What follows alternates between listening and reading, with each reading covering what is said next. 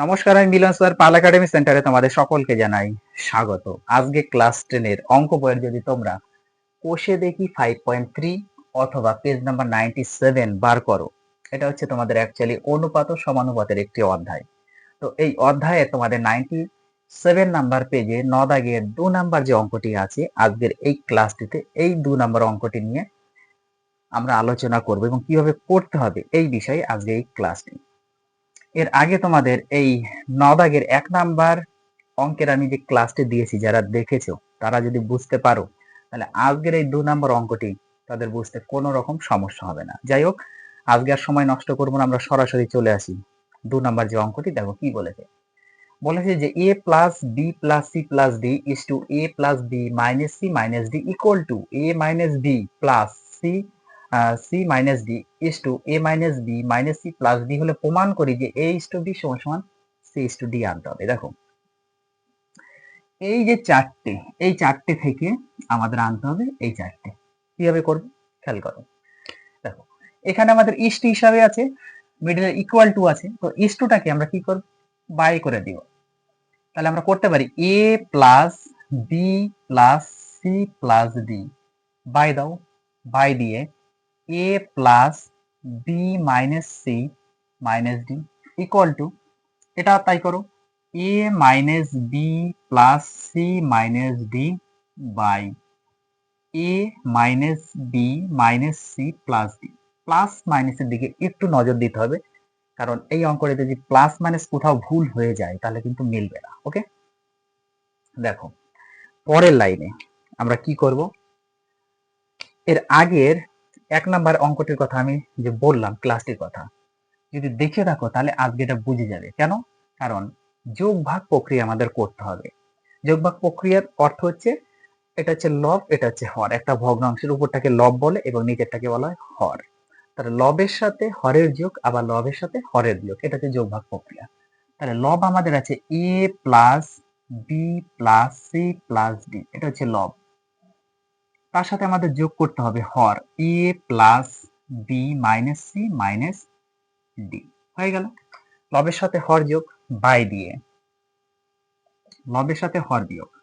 লবটা আবার বসাও, a plus B plus C plus D, এটা হচ্ছে লব।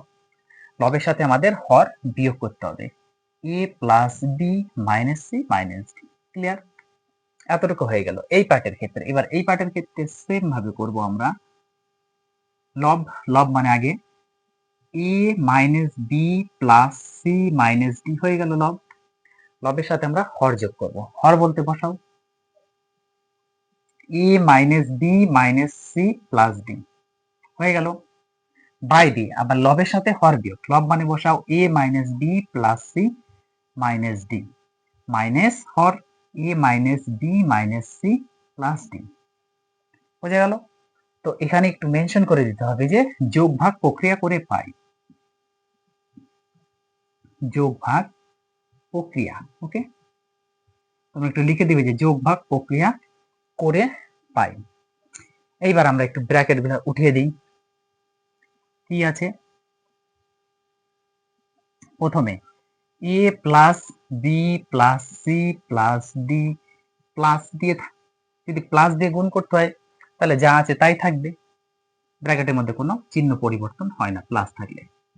ওকে, যা আছে বসে গেল, এটা যা আছে তাই থাকবে। প্রথমে a plus B plus C plus d minus, minus থাকলে ব্র্যাকেটের আগে ব্র্যাকেটে যা আছে তার বিপরীত চিহ্ন হয়ে যাবে।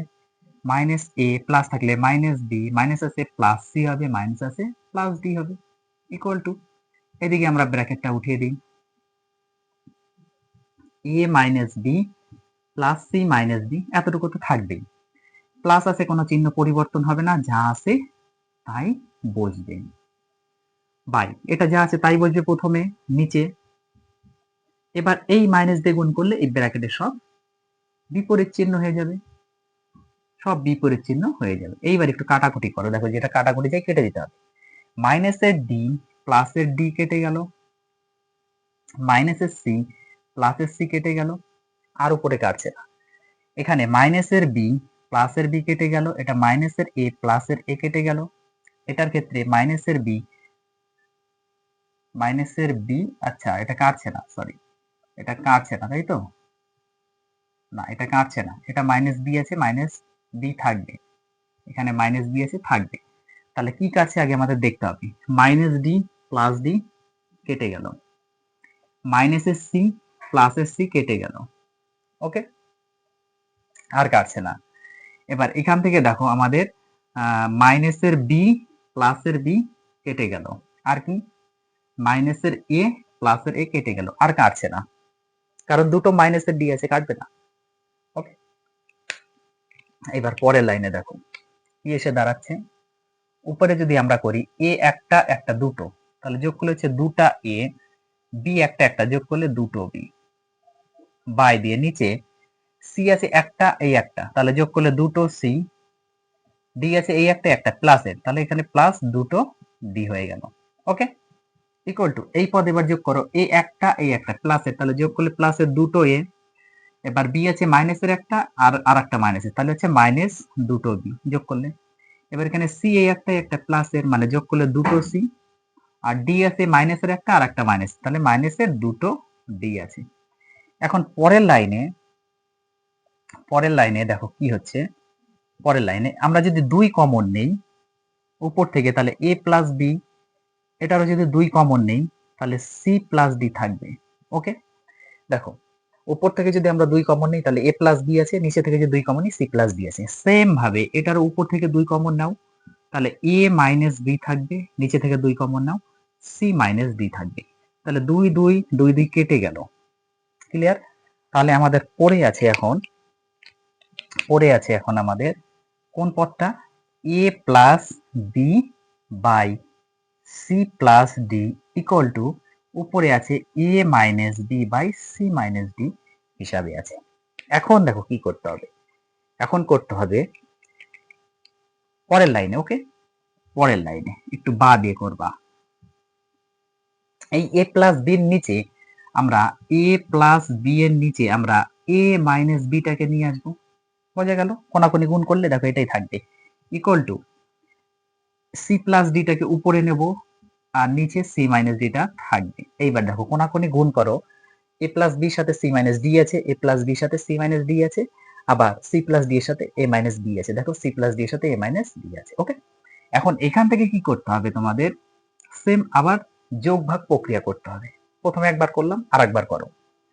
লবের সাথে আমাদের কি করতে হবে, হর যোগ, লবের সাথে হর যোগ বাই লবের সাথে আমাদের কি করতে হবে, হর বিয়োগ, বোঝা গেল? সেম ভাবে এখানেও লবের সাথে আমাদের হর যোগ করো, আবার লবের সাথে আমাদের হর বিয়োগ করতে হবে, বোঝা গেল? তো ওখানে একটু লিখে দিতে হবে যে যোগ ভাগ প্রক্রিয়া করে পাই, এখানে একটু লিখে দেবে যে যোগ ভাগ প্রক্রিয়া করে পাই, ওকে। এইবার পরের লাইনে যদি আমরা একটু উঠিয়ে দিই, ব্র্যাকেট গুলোকে যদি একটু উঠাই, তাহলে উপরে কি এসে দাঁড়াচ্ছে, দেখো উপরে কি এসে দাঁড়াচ্ছে, দেখো উপরে প্রথমে এ প্লাস বি আছে থাকবে, প্লাস দিয়ে গুণ করলে এইটাই হবে, এ মাইনাস বি আছে থাকবে, নিচেরটাও এ প্লাস বি আছে থাকবে, মাইনাস দিয়ে গুণ করলে ব্র্যাকেটেরটা প্লাস হয়ে যাবে। উপরে এটা যা আছে থাকবে c plus D plus C minus d থাকবে, নিচে এটা সি প্লাস ডি প্রথমে থাকবে, মাইনাস দিয়ে গুণ করলে শুধু এটা প্লাস হয়ে যাবে, ওকে। এবার দেখো কাটাকুটি যেটা যায় কেটে দিতে হবে, এই যে মাইনাসের ডি প্লাসের ডি, এই যে মাইনাসের সি প্লাসের সি কেটে গেল, মাইনাসের এ প্লাসের এ কেটে গেল, মাইনাসের বি প্লাসের বি কেটে গেল, ওকে। আমি একটু এখানে লিখি, ওকে। পরের লাইনে দেখো একটু এখানে লিখি আমি, বা দিয়ে একটাই তাহলে যোগ করলে হচ্ছে দুটো এ বাই একটা বি যোগ করলে হচ্ছে দুটো বি, এই বাটাকে এখানে দাও, মিডিলে দাও, এইটা হচ্ছে বা, ইকুয়াল টু এক্ষেত্রে এই একটা সি তাহলে যোগ করলে হচ্ছে দুটো সি বাই এখানে এই একটা ডি তাহলে যোগ করলে হচ্ছে দুটো ডি। এবারে যে দুই দুই দুই দুই দুই দুই দুই দুই কেটে গেল উপর নিচে, তাহলে পড়ে আছে কিন্তু আমাদের A by B equal to C by D. তাহলে এই পদটাকে আমরা লিখতে পারি না এ ইস টু বি সমান সমান সি ইস টু ডি, প্রমাণিত প্রমাণিত এ ইস টু বি সমান সমান সি ইস টু ডি, এইটাই হচ্ছে আমাদের প্রমাণ করতে বলেছে। যদিও অঙ্কটা দেখতে জটিল, কিন্তু ক্যালকুলেশন করতে অনেক সিম্পল। শুধু একটু নজর দিতে হবে প্রথম পদের ক্ষেত্রে, যেটা আমরা যোগভাগ প্রক্রিয়া করেছি, এই পদে যেন কোথাও কোনো চিহ্ন মিস্টেক না হয়। চিহ্ন মিস্টেক হলে অঙ্কটা মিলবে না। ওকে, তাহলে তোমরা এই অঙ্কগুলো একটু প্র্যাকটিস করো। আমি আবার আসবো পরবর্তী পার্ট নিয়ে। আজকের মতো এখানেই শেষ করব।